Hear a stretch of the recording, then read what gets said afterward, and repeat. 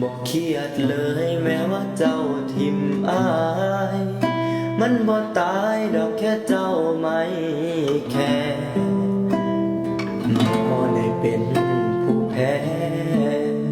เพราะว่าอายบ่ได้แข่งกับไผให้เจ้าไปคันเป็นเจ้าหักเขา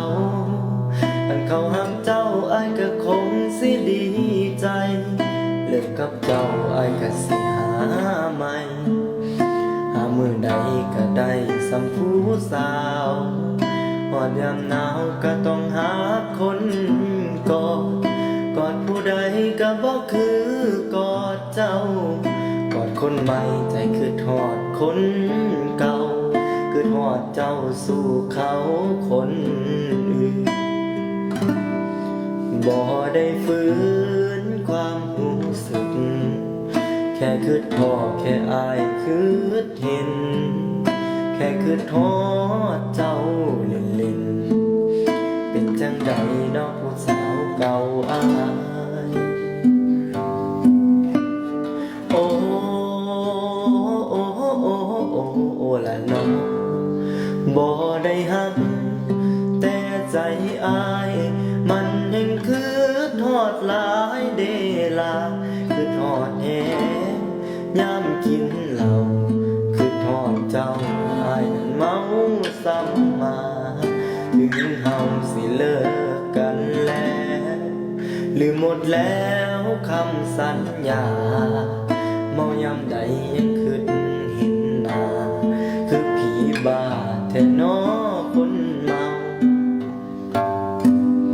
บ่ได้หักแต่ใจอายมันแห่งคือทอดหลายกว่าเก่าคงมีความสุขนอนได้อยู่กับเขาให้มีคนใหม่แต่ยังคือทอดเจ้ายามเมาแหง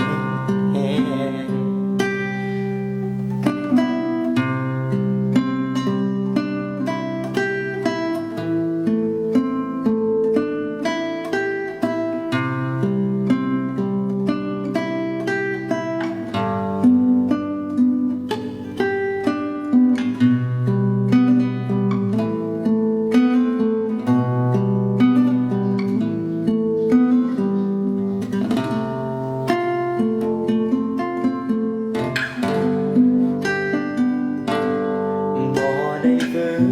นความรู้สึกแค่คือทอดแค่อายคือเห็นแค่คือทอดเจ้าเล่น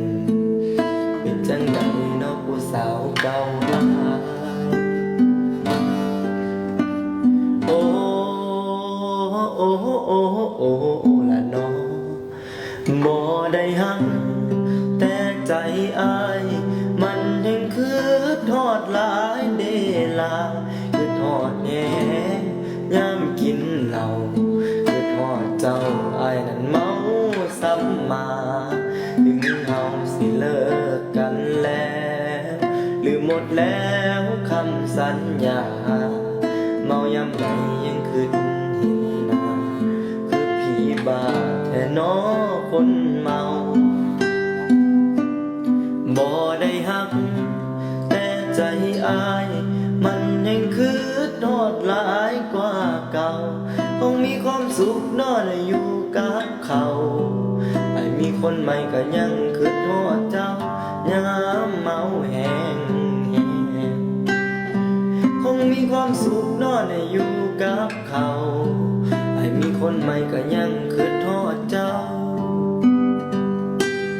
ยามเมาแหง